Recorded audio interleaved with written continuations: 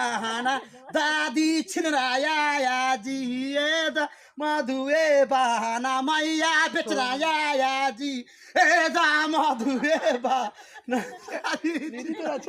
के ऊपर चाचा हो करवा बाली हो ना कोठे के ऊपर चाचा नी सरवा काने हो ना कोठे के ऊपर चाचा हो नी सरवा काने हो ना की करवा बाली भाग गेले बुढ़वा के लेके नो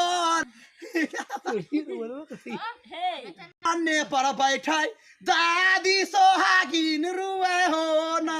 बाला खा झाराइते पये ना पकड़ के नेंगरी झूलाते कहरिया चाचा हो चली जाए हो ना मगे माँ थक गई होई है हो चाचा हो जागी सोई है जसी